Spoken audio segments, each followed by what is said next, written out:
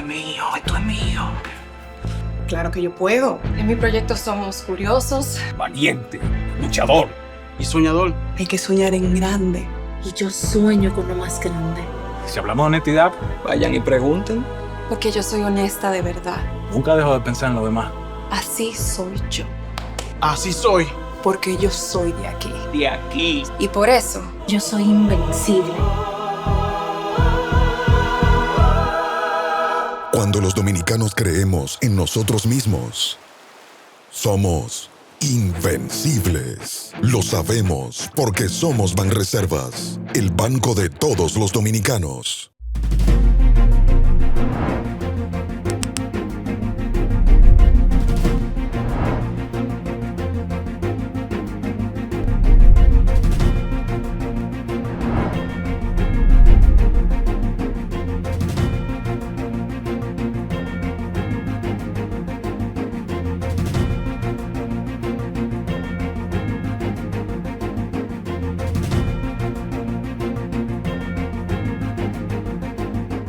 Saludos amigos, bienvenidos a este espacio Reseñas, el podcast.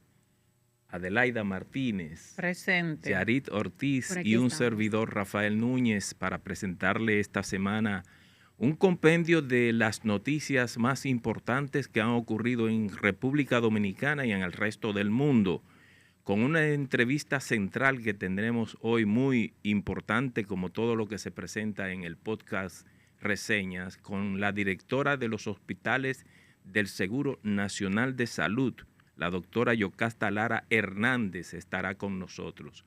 Así es que vamos a tener hoy un plato fuerte. Así es. Una semana muy movida, sobre todo desde el fin de semana, con las manifestaciones que tuvieron lugar en San Juan.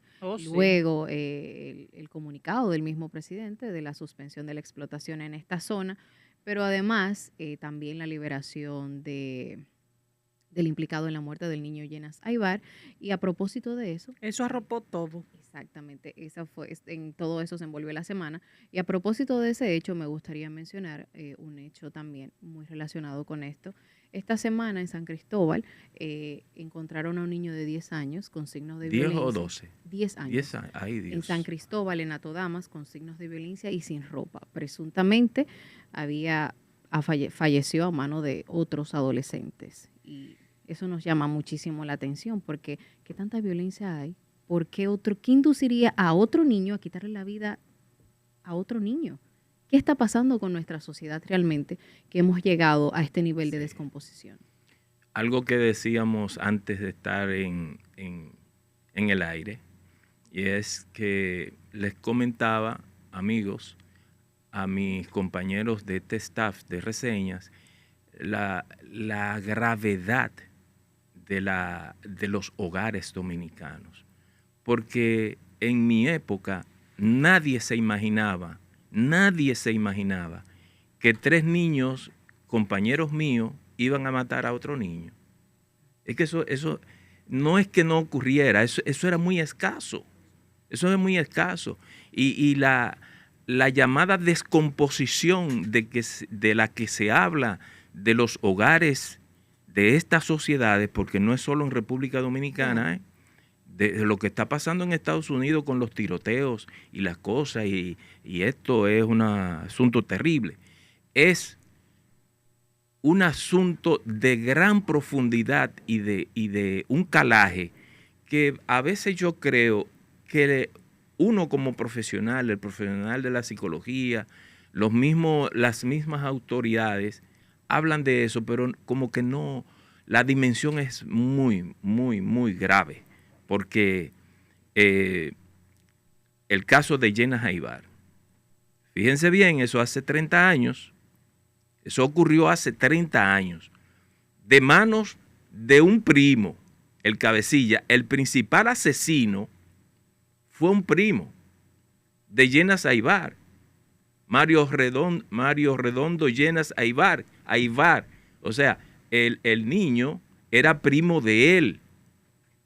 Desde entonces, desde hace 30 años, aquí nosotros el barco comenzó a hacer agua. Eso es lo que yo veo. Y este señor, y este señor, poner atención porque nosotros a veces nos quedamos en la forma. Ver el fondo de la rueda de prensa que él hizo al salir de la cárcel de Najayo. Ver el fondo. Léanse el comunicado que leyó ese señor. Pónganle atención al comunicado. No tiene una coma de más ni de menos. Mira, cuando se trata de noticias que involucran niños, a mí de verdad yo no tengo el privilegio de ser madre, pero cuando se trata de niños, yo a veces ni prefiero, como que le quiero dar para allá esas noticias. Sí. Porque cuando alguien toca a un niño o a un envejeciente, que son los sectores más vulnerables de toda sociedad, como que se deja una herida tan profunda socialmente, independientemente de dónde ocurra. Y este caso del niño que mencionaba Yari y Rafael, es que tenemos que ver tantas cosas, son tantos, y ojalá podamos un día traer un psicólogo o una psicóloga desde el núcleo familiar. Y le decía yo a Rafael el otro día de lo que dijo la fiscal Rosana, que no sé en qué puesto está. Rosana Reyes. Sí, que no sé en qué puesto está ahora. Hay que ver las señales, hay que supervisar a nuestros niños, a los amiguitos, porque ser criminal no se aprende de la noche a la mañana. Y resaltaba ella un niño que quemó un gato. Ellos, los panelistas que estaban entrevistándola a ella. Ese grupo que mató a Jenna Jaibar, ese habían matado un gato vivo, lo habían quemado vivo. Entonces ya ella especificaba y así es que empiezan. Y recordemos el caso de Dahmer, que hay una serie. ¿Cómo empezó ese muchacho a ser un criminal, un asesino serial? Un asesino serial. Su papá le enseñó a disecar animales y él se empezó a obsesionar ahí. Son casos que tienen tantas aristas y que dan tanta grima que uno a veces quisiera como apartarse, pero eso está ahí para uno poder hablar y poder hasta cuidar el entorno y la salud mental. Así es. Aprovechar para recordarle a nuestra audiencia que este episodio llega a ustedes gracias a la Asociación Popular de Ahorros y Préstamos APAP. Solicita tu préstamo hipotecario APAP. Ese hogar que tanto sueñas para tu familia puede hacerse realidad. El apartamento que tanto deseas o esa casa en la playa que mereces. Solicítalo hoy mismo en apap.com.do o visita la sucursal más cercana en APAP, donde más. Además, este contenido es cortesía gracias a la Superintendencia de Electricidad. En las noches apague las luces de las áreas del exterior que sean innecesarias y en el día evite el uso constante de cafeteras eléctricas o equipos de alto consumo. Ahorra energía de forma eficiente. Un mensaje de la Superintendencia de Electricidad. Después de la pausa, señores, tenemos a la especialista en gestión hospitalaria, la doctora Yocasta Lara Hernández, que pertenece al Seguro Nacional de Salud. Seguro no. Centros hospitalarios del Centros hospitalarios de que depende del Estado. Así es que vamos con ella después de la pausa. Cada rincón te espera con la sonrisa del sol, con su ritmo y su sabor, con historias verdaderas. A cada lugar que llegas te recibe lo mejor de su magia y su folclor y amabilidad sincera. Dale pa' los rincones, donde te espera un gran sol, en la playa, en las montañas, leyendas y tradición. Dale pa' los rincones, donde te espera un gran sol, un mofongo, pescado frito y todo nuestro sabor. Dale pa' los rincones, dale pa' los rincones, dale pa' los rincones, dale pa' los rincones. Que Quisqueya es la más bella, de orgullo voy a gritar, aquí todos lo tenemos, salgamos a disfrutar.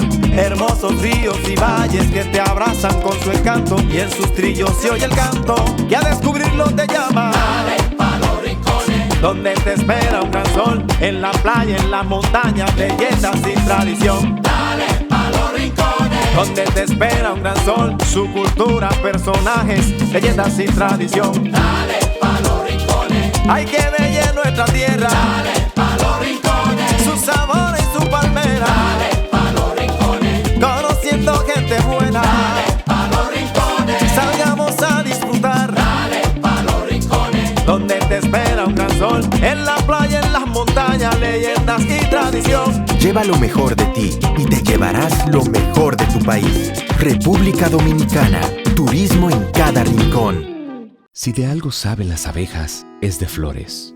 Hay de todo tipo y para todos los momentos. Lo importante no es solo su color, tamaño o forma, sino lo que hace sentir cada una. Y para esos sentimientos trabajan. Igual que el Banco Central, que trabaja para hacer florecer la economía y que sientas estabilidad. Para ese sentimiento de crecimiento y desarrollo. Para que la primavera llegue a todos los sectores y los planes de muchos den grandes frutos. Banco Central de la República Dominicana. Trabajando por una estabilidad que se siente. Y ahora, el bateador se prepara con 2 outs.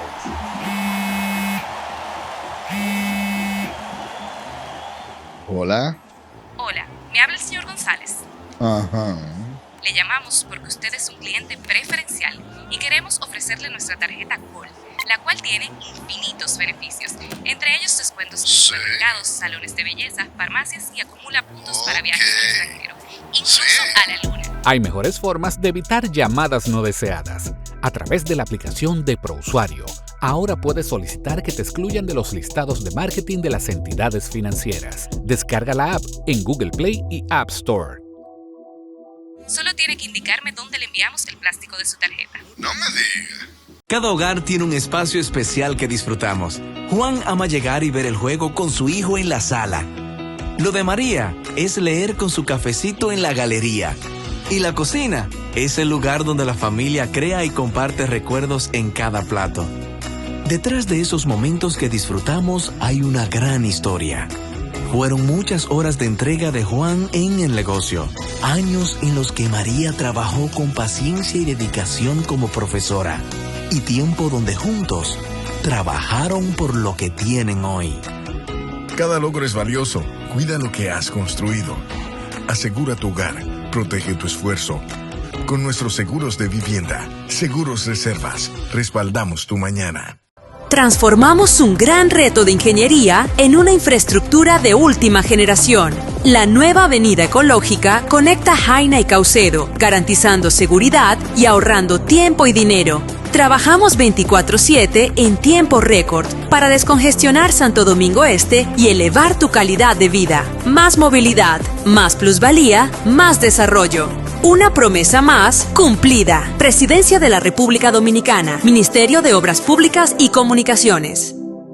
RANUR, consultores en comunicación estratégica y tecnologías. Es una empresa dedicada a la asesoría de organizaciones privadas, públicas y de personas, con fuertes fundamentos en las nuevas tecnologías de la información y la comunicación. Su CEO, el periodista y consultor Rafael Núñez, acumula una vasta experiencia en el periodismo y la comunicación. RANUR es una agencia en capacidad de construir, mejorar y perfilar una imagen robusta a sus relacionados.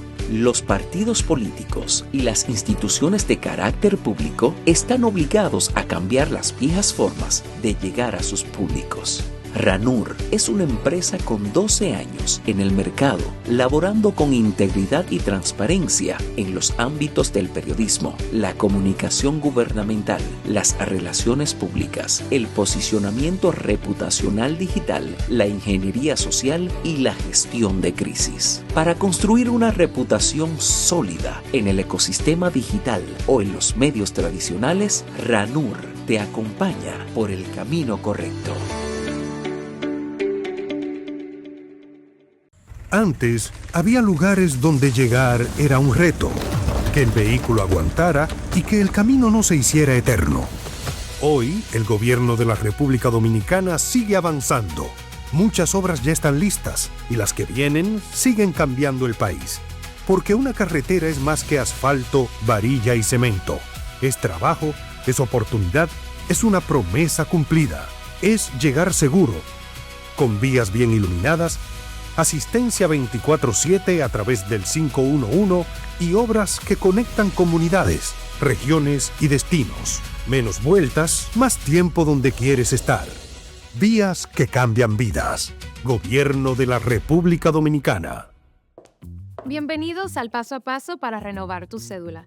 Recuerda, desde este 12 de abril iniciamos la entrega de la nueva cédula, la cual recibirás en el mes de tu cumpleaños. Para tenerla, solo debes completar unos simples pasos.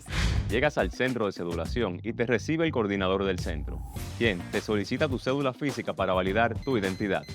Posteriormente, se genera un turno único para el proceso. Luego te solicitan la cédula física para iniciar la solicitud y aportas un número telefónico de contacto. Más adelante, pasas al área de captura de datos biométricos para validar que los datos se corresponden contigo. Luego, cuando toque tu turno, pasas a la estación donde te presentan tu información personal para su revisión y validación. Una vez concluida la verificación, colocas tu huella dactilar en el lector. En la cabina de grabado láser entregas tu cédula actual. Revisan que todos los datos de tu cédula nueva estén correctos y te la entregan. La cédula anterior se anula en tu presencia. Y así de fácil es tener tu nueva cédula. Recuerda, a partir de este 12 de abril, en el mes de tu cumpleaños, acude al centro de cedulación más cercano. Para más información, accede a jce.gov.do. Tu cédula eres tú, porque tu identidad es única. Junta Central Electoral. Garantía de identidad y democracia.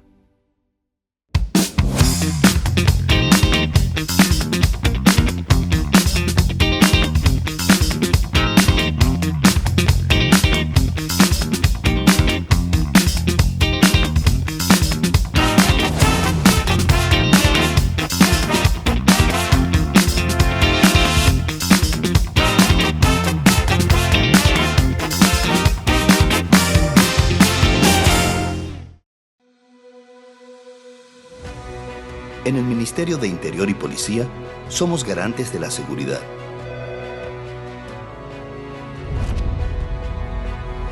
Desde la Policía Nacional hasta el Cuerpo de Bomberos. Desde el Programa de Control de Bebidas Alcohólicas hasta Migración. Desde los permisos de armas hasta los de fuegos artificiales. En diálogo permanente con la gente, velamos por la seguridad en hogares, barrios, carreteras y en la frontera, para que puedas vivir en un país más organizado y seguro. Nuestro interior está mejorando.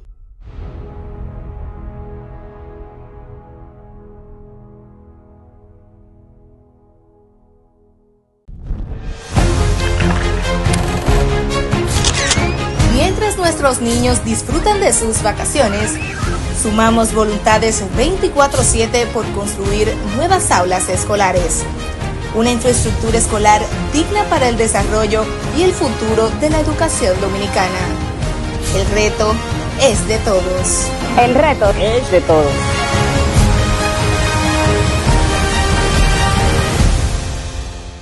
De nuevo con ustedes aquí en Reseñas, el podcast. Como les habíamos avanzado, tenemos aquí en el programa a una experta especialista en gestión hospitalaria, Yocasta Lara Hernández, directora de los hospitales que pertenecen al Servicio Nacional de Salud.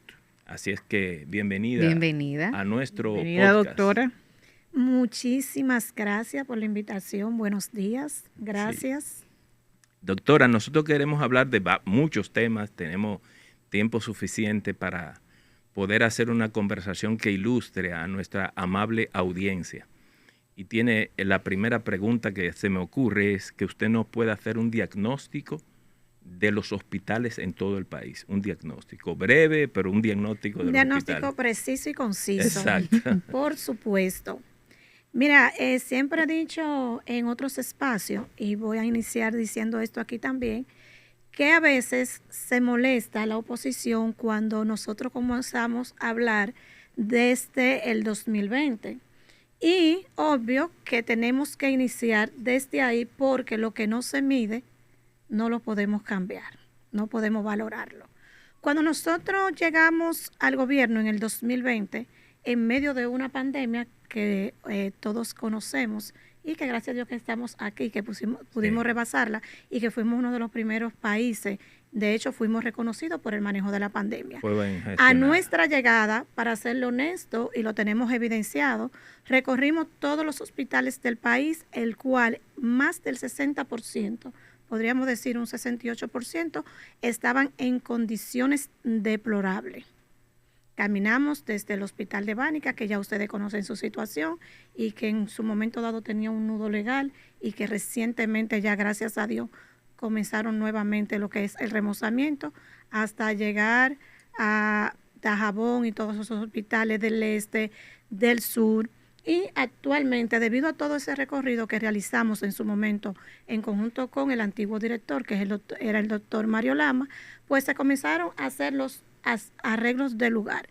Algunos hospitales a los cuales se le pudo dar inmediatamente solución y otros que se lleva largo plazo, como siempre hemos dicho, hospitales con situaciones que se podían dar respuesta inmediata, otro a mediano plazo y otro a largo plazo. Entre esos hospitales que de manera inmediata y que ya han sido entregados, que fueron remozados, está el hospital de Guayabal de Azua, está el hospital de Padre Las Casas. El de Padre Las Casas se remozó la emergencia y se le equipó, pero ahora estamos en el proceso de la planta, o sea, del área de hospitalización. También se remozó completo el hospital, mencioné Padre Las Casas, ¿verdad? Sí. Peralta fue, que Guayabal. está en Guayabal. Tenemos un hospital nuevo en Azua, que es el hospital traumatológico, que es parte de la red que se está realizando. También se remozó el hospital Nuestra Señora de Regla en Baní, donde incluso tienen nuevos servicios de pie diabético y muy pronto el área también de oncología. Se remozó el hospital de San José de Ocoa, también de Rancho Arriba de Ocoa, nuevos hospitales como es el hospital de Verón, el hospital también de La Romana, de Villahermosa. También se remozó el Fiallo de Romana, el área de emergencia. Ahora se está remozando todo lo que tiene que ver con la planta. El de Cambita. También el de Cambita, también el hospital María Bobita en San Cristóbal, el hospital de Yaguate también en San Cristóbal, remozamiento del hospital de Galván en Bauruco. Se entregó también el hospital de un remozamiento, se está construyendo la primera maternidad en Barahona, el primer materno infantil. También tenemos el hospital nuevo traumatológico en Higüey. También tenemos remozamiento también de nuevas áreas del hospital del Cercado. ¿Para cuándo está programado el de Yaguate? No, que es traumatológico. Un traumatológico no tenemos fecha. Ese es importante, sumamente, Yocasta, porque está ahí en la ruta del sur, el de Yaguate. En la misma autopista, pero también es bueno destacar que San Cristóbal es una de las provincias con más motocicletas y el 70% de los accidentes de tránsito, el 70% son lamentablemente de motoristas. Son los protagonistas. Yo me río porque yo voy mucho a San Cristóbal y tengo que andar con 4 ojos para no llevarme un motorista, porque ellos se entran por donde quiera y andan en vía contraria, calibrando. Eso es un desorden grande. Y uno tiene que cuidarlo a ellos y cuidarse a uno y cuidar al otro. Lamentablemente, su carta de presentación a la imprudencia. Así es. Yo quisiera, doctora, usted mencionó un aspecto importante que marcó al mundo, el tema de la pandemia, lo que vivimos aquella situación. ¿Cómo estaban en ese momento las sociedades envueltas en pánico, en miedo, en incertidumbre? La respuesta de los hospitales no se daba abasto. Entonces, mi pregunta es, ante nuevos tambores de una nueva, Dios nos libre, ojalá que no sea así, si hubiese, en el caso hipotético de que hubiese una nueva pandemia, Dios nos guarde, ¿está el sistema hospitalario de República Dominicana listo para responder de manera efectiva? Mira, tú acabas de hacer una pregunta sumamente interesante y yo te voy a decir que sí, porque en su momento, cuando la pandemia, nosotros no colapsamos en ningún momento. No. Sí, hubo una demanda que yo recuerdo alta. Que la última ola que hubo, honestamente yo decía, bueno, porque la gente estaba con su imprudencia de que no entendía de ninguna forma y todos los vivimos. Una parte de la Pero gente. Sí. Pero sí estamos preparados y lo hemos demostrado. Lo demostramos con la pandemia. Incluso también aquí les traigo porque es bueno. Porque a veces la gente dice, ay, ¿qué cara tiene ella tan dura de decir que se ha cambiado? Siempre va a haber quejas. Pero nosotros hemos dado respuesta. Y aquí le traigo un dossier para decirle en cada uno de los hospitales donde hemos aumentado la capacidad de cama, tanto de hospitalización como de UCI. Con relación a la pregunta que me acabas de hacer, producto de la misma situación que vivíamos con el COVID, se comenzaron a identificar espacios para poder ampliar y tener demanda. En ningún momento el sector público se vio la necesidad de referir pacientes al sector privado, lo contrario, comenzamos a recibir del sector privado. Sí. Sabemos también que posterior a esta pandemia vinieron más casos, tuvimos casos de un brote de cólera, recuerden que hubo un foco en Almirante y se fue expandiendo, donde también tuvimos la capacidad de dar respuesta. No hubo un desborde que uno dijera, ¿dónde vamos a identificar las camas? Pero sí, siendo esta una enfermedad contagiosa, los espacios hay que saberlo identificar para no tener un cruce con relación a los demás pacientes. Pero también recuerden que en el 2023 tuvimos el tema lamentable de este brote de dengue, que se murieron muchos niños también. Eso es cíclico. Sí, y también tuvimos respuesta, tuvimos capacidad de respuesta ante ese momento que catastrófico de unos cuantos meses, tuvimos respuesta. Pero también tenemos lo que pasó el año pasado, una eventualidad en el tema del jet set, donde nosotros acaparamos o nos llevaron, fui de la que estuvo ahí, dirigiendo, derivando los pacientes donde iban según la complejidad y salían o los sacaban, mejor dicho, de los escombros. Y también tuvimos capacidad, y no tan solo que tuvimos capacidad, sino que también el personal sanitario tuvo respuesta inmediata y la mortalidad de los que estuvieron en hospital estuvo muy por debajo de lo que estuvieron en la parte privada. También respuesta inmediata con relación a la catástrofe que pasó con la explosión también de San Cristóbal. Sí. También lo de los niños, que aunque al final solamente uno quedó vivo, también tuvimos respuesta, porque respuesta no es solamente tener el personal capacitado, también respuesta se resalta en la capacidad que tengan los hospitales con relación a la logística de insumos, medicamentos, y en ninguno de estos casos el sector público ha tenido la necesidad de hacer una alianza, vamos a decir, público-privada, para tú llevarte un paciente a la parte privada y dar respuesta. Hasta ahora, gracias a Dios, tenemos tanto la disposición del personal sanitario capacitado y siempre dispuesto, pero también tenemos un gobierno que ha puesto el oído en el centro del pueblo y una estructura o una institución que da respuesta de forma inmediata. Bueno, usted mencionaba anteriormente que ya en Asua hay nuevos hospitales. A mí la verdad me alegra bastante porque yo soy de allá y yo me crié honestamente con un solo hospital, que era el Simón Stridel, ahora que también me parece que fue remozado, y luego el Hospital Taiwán, que es el regional. Sí. Me alegra bastante que se haya ampliado esta respuesta y mi pregunta va específicamente por ahí. ¿Qué tanta respuesta a nivel de medicamentos tienen ustedes ahora para acaparar todos estos nuevos hospitales? Mira, el Servicio Nacional de Salud cuenta con una dirección de medicamentos e insumos que la dirige el licenciado Omar García. Él te podría ampliar más, pero sí te puedo decir que como conocimiento del área tenía más de 15 años que no se aumentaba el presupuesto en medicamentos y en este gobierno se ha duplicado el presupuesto que tiene que ver en medicamentos. Y con relación a lo que tú decías de Asua, el Simón Stridel ahora que se está construyendo va a pasar a ser ahora un hospital pediátrico. Qué bueno. Y resaltar también en esa misma tesitura que ya que tú conoces de lo que es Asua, sabías también que cuando nosotros también llegamos a la gestión, Asua, ese hospital, el Taiwán, que se había construido en el gobierno de Hipólito, tenía una unidad de cuidados intensivos que nunca había entrado en funcionamiento. Es cierto. Solamente por equipamiento. Y en esta gestión, cuando llegamos, sí, todo ese tiempo, 15 años, para serle exacta, tenía una unidad de cuidado intensivo que no se había puesto a funcionar. Y se puso a funcionar cuando llegamos a la gestión. Mire, doctora, yo quiero hacerle una pregunta.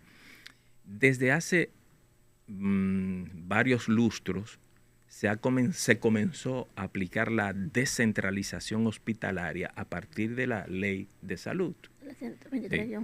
Entonces, por algo que es sumamente importante y que yo siento que el Estado no ha sido capaz de enseñarle a la gente que si te duele la cabeza no debe ir a un hospital, sino a un centro de atención primaria. Así es.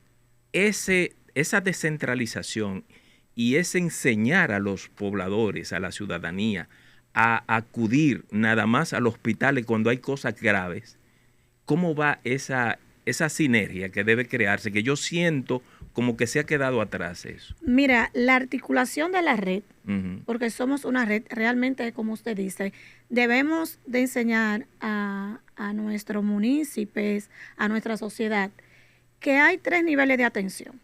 Que está el primer nivel de atención, están los hospitales de segundo nivel y los hospitales de tercer nivel. Entonces, con relación a lo que usted dice, una persona tiene un dolor de cabeza. Lo ideal es ir a la unidad de atención primaria. Primer nivel. Al primer nivel. Exacto. Es lo ideal. Si ahí su dolor de cabeza le toman la presión y es que usted es hipertensa, ¿usted es hipertensa? No. Bueno, pero usted tiene la presión alta, usted venía caminando, un pique, o sea, hacer una buena historia clínica para detectar que quizás ese dolor de cabeza pueda ser por estrés o puede ser porque sea hipertensa y no tenga el conocimiento, bueno, para los que no saben, o sea, que le sufre la presión, por si tienen un televidente, para que me entienda, que no tenga en el área de la medicina, si es que tiene la presión alta, entonces usted pueda derivar a una consulta, ya sea de un médico internista, para que le realicen todas sus analíticas pertinentes, le haga un electro y posteriormente la vea un cardiólogo. Aquí todavía funciona lo que es la libre elección de tú ir donde tú entiendas. Y eso complica lo que son los niveles de atención, los hospitales de segundo y tercer nivel. ¿Cuáles son los de segundo y los de tercer nivel? Los hospitales, para que la población pueda... Los hospitales de segundo nivel tienen una característica diferente a los de tercer nivel. Sus carteras de servicios son diferentes. Un hospital de segundo nivel no cuenta con unidad de cuidados intensivos. Todo hospital que cuenta con cuidados intensivos, así sean 2 camas, es un hospital de tercer nivel y su cartera de servicio cambia inmediatamente. Un neurocirujano usted no lo va a encontrar en un hospital de segundo nivel porque su cartera de servicio no corresponde a un hospital de segundo nivel. Igual como tú no vas a encontrar un oncólogo en un hospital de segundo nivel, es un hospital de tercer nivel o de alta complejidad. Óyeme, el tema y yo reconecto con la pregunta que hice ahorita. Le decía a Yarid y a Rafael ayer sobre el hantavirus. ¿Qué observaciones están haciendo los centros hospitalarios para educar a la ciudadanía? Porque ciertamente uno veía lejos el COVID y decía, eso está en China, eso no viene para acá. Yo recuerdo bastante bien una rueda de prensa. Yo era presidenta del Colegio Médico del Distrito y dimos una rueda de prensa. O sea que el Colegio Médico no tapa nada y para nosotros fue también... O sea, en diciembre sí, porque cuando nos hacían las preguntas no teníamos ninguna información y obvio, si no tenemos datos, eso está en China. Exacto. Entonces, ¿qué pasa con el hantavirus? Solo nos estamos informando. Yo me río porque, perdón, porque uno a veces dice, yo te mando para China. O sea, que eso está lejos. Ya con la apertura global, todo está aquí. Mira, te voy a decir algo con relación a eso, y escúchame. Y es que después que pasó todo esto, nosotros comenzamos a analizar y nosotros creemos que estaba aquí desde noviembre, pero claro, las autoridades no lo sabían, te lo puedo decir, porque yo era médico en ese momento del Moscoso Puello, y yo recuerdo que el 31 de diciembre del 2019 fallecieron unos cuantos personas ya mayores y decía la intensivista, pero qué neumonía tan resistente que tienen esta gente. Pero qué neumonía, o sea, estamos hablando del gobierno de Danilo, el anterior, que fue el que recibió la pandemia. Exactamente, pero de verdad era de desconocimiento, porque pero yo recuerdo, ese 31 de diciembre estaba yo rotando, mirando a mi paciente, y decía la doctora, pero Dios mío, pero ¿qué hacen resistencia a todo con esa neumonía? Pero creíamos que era una neumonía, o sea, típica, que no era una cosa hasta eran que los después, síntomas del virus sí, desconocido sí, aquel. que para mí que estábamos todavía... Entonces, de esas lecciones que tenemos de esa pandemia del COVID, ahora suenan los tambores de un hantavirus y uno debe ocuparse y preocuparse. Claro ¿Qué que se sí. está haciendo desde República Dominicana en torno a eso y qué informaciones tienen ustedes? Mira, si hay algo que no ha dado resultado, y gracias a Dios, es precisamente dar un paso hacia adelante con relación a los temas que podrían degenerar eso que tú acabas de mencionar. Igual no ha dado, inmediatamente comenzaron las lluvias, para ponerte un ejemplo, nosotros, independientemente de que el personal sea profesional, realizamos inmediatamente un taller de capacitación de identificación oportuna. Lo hacemos con la enfermera de emergencia, el encargado de emergencia, y lo hacemos con la epidemióloga. Inmediatamente un taller de notificación oportuna, porque con estas 3 personas, primero, la puerta de entrada es la emergencia. Quien me va a identificar a cualquier eventualidad es la emergencióloga, y la enfermera es la que va a medicar. Y la epidemióloga es la que notifica, es la que va a revisar. Entonces, en cuanto a eso, ya nosotros hemos dado varios talleres. ¿En el país entero? En el país entero. En cuanto al hantavirus. No, en cuanto al hantavirus no, estoy diciendo... Ella es de emergencia. Lo que estamos hablando, que no ha dado resultado, para que no puedan identificar de manera oportuna ante cualquier caso que pueda llegar. Perfecto. Ahora mismo, estaba hablando hace un ratico a Salud Pública, que vamos a caminar, creo que la próxima semana, la fecha, dígame eso, Omar, para dejar eso establecido aquí, la fecha, que yo lo firme ahorita, a donde vamos a recibir un acompañamiento de Salud Pública a los hospitales con relación ante cualquier probable situación que se pueda presentar. Tenemos una visita en conjunto, o sea, que Salud Pública, Salud Colectiva, que Salud Pública, o sea, que la parte rectora, y nosotros la parte operativa, pero tenemos que trabajar en conjunto porque ellos nos apoyan a nosotros y nosotros tenemos que dar respuesta. Ya tenemos la comunicación de hacer unas visitas en conjunto,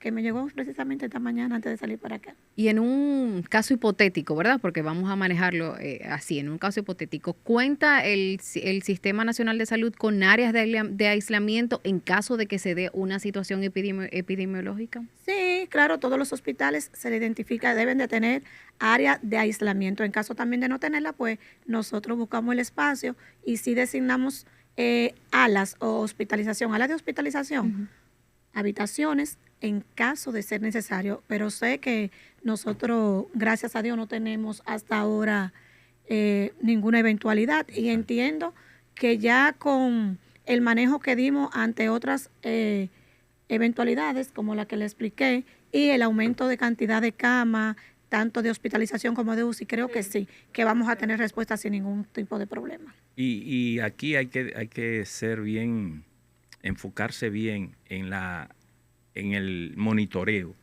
porque parece que el vector viene por las ratas, y entonces aquí hay tantas ratas. Ella, está complicado. Cuando uno va manejando le hacen el saludo. Bueno, eso es terrible. El saludo uno yo salgo a millón. ¿Cómo dice, doctora? Ay, Dios. Sí. Entonces, en ese crucero, que es donde se ha presentado ese virus, ha habido ya 3 muertos, hasta ayer había 3 muertos, y lo tienen vía el presidente de la Organización Mundial de Salud, anunciando que tienen focalizado a los pasajeros de ese crucero. Sí.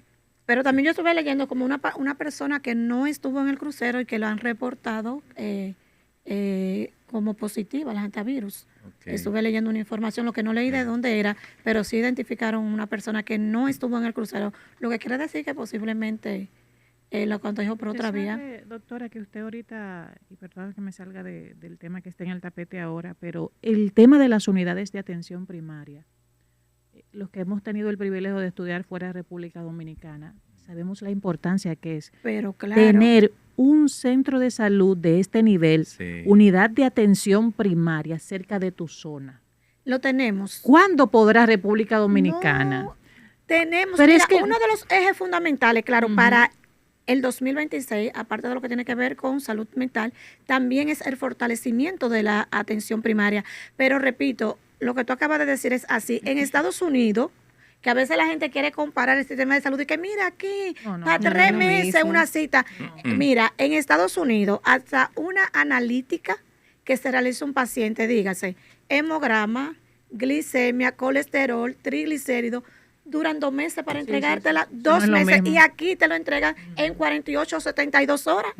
Y te pone, y tú llegas a una emergencia de un hospital a Estados Unidos y tú te quedas ahí, porque si no es una urgencia, si no es una emergencia, no te atienden y tú te quedas ahí según el código pues, amarillo, rojo, verde, la codificación. Y tú puedes llegar ahí a las 7 de la mañana y van llegando emergencias por encima de ti, que ellos entienden que es prioridad, ellos le dan prioridad a eso y no a ti. Entonces aquí, lamentablemente, en Corea funciona así también. En Corea, yo estuve en Corea.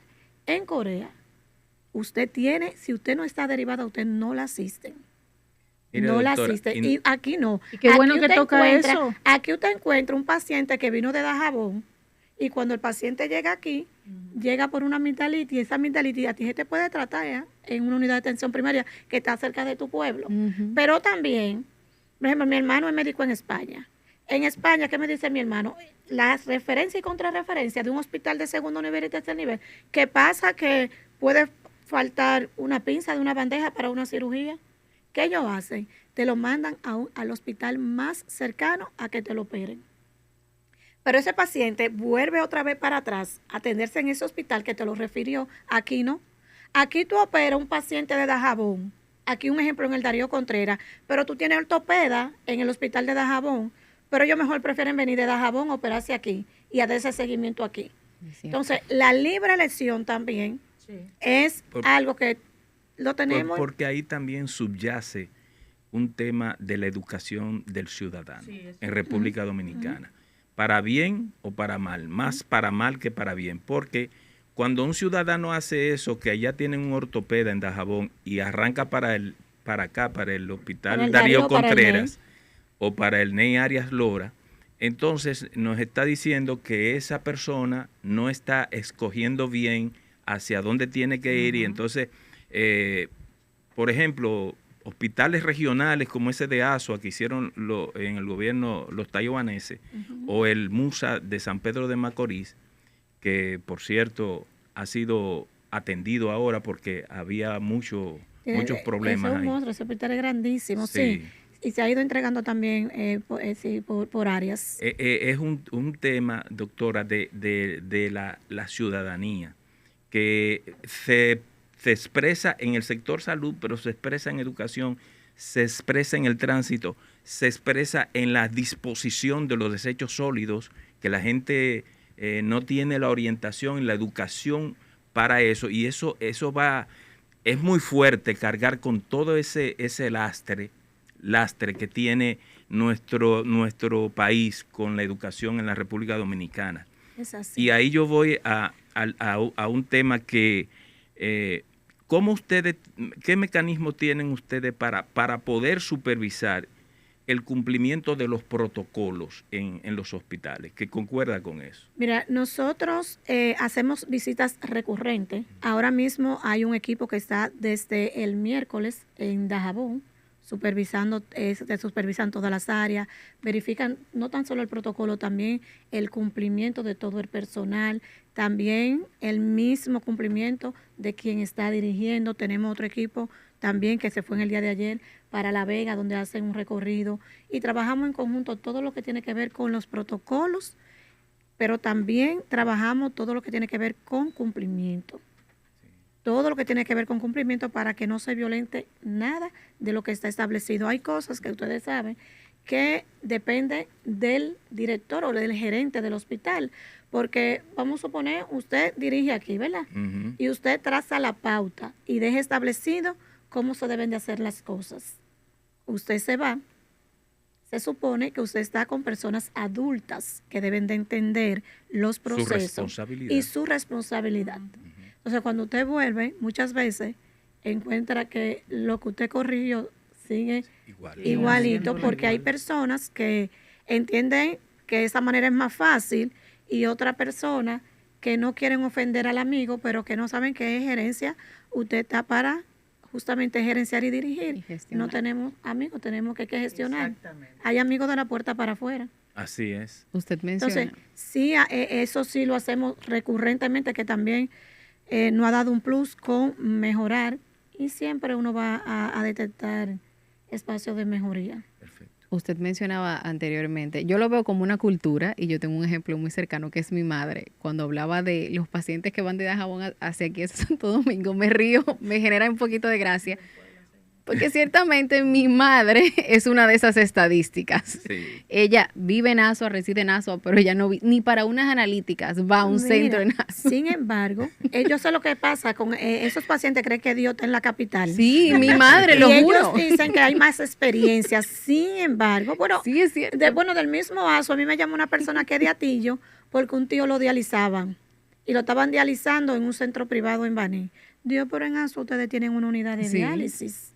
Es que él no quiere. Digo yo, mi amor, esa unidad funciona bien. Es cierto. Y comenzaron a dializarlo allá, porque es que ellos entienden que aquí hay más experiencia, tienen un mejor manejo. Eso sucede, sin embargo, no siempre es así. Tenemos buenos especialistas en los pueblos. Doctora, ¿y qué retos estructurales presentan estos nuevos hospitales que estamos remozando? Ahí va. Mira, la población ha crecido bastante. Entonces, encontramos y tenemos aún hospitales que están por debajo de la demanda. Entonces, esos hospitales que tenemos en remozamiento, aparte de que estamos ampliando cartera de servicio, también por la demanda. Por ejemplo, yo te acabo de hablar de hemodiálisis. Hay pacientes que tenemos que tienen que viajar de una provincia hacia otra, y muchas veces hasta aquí, hasta la capital. Entonces, uno de los retos es eso, la ampliación que estamos teniendo según la identificación, porque tenemos una data donde manejamos de dónde se traslada el paciente. Por ejemplo, yo te digo a ti, yo llamo ahora, te digo, bueno, mira, aquí en la capital tenemos tantos pacientes, y de esos pacientes yo tengo 3, para ponerte un ejemplo, que son de la Romana, que van a San Pedro.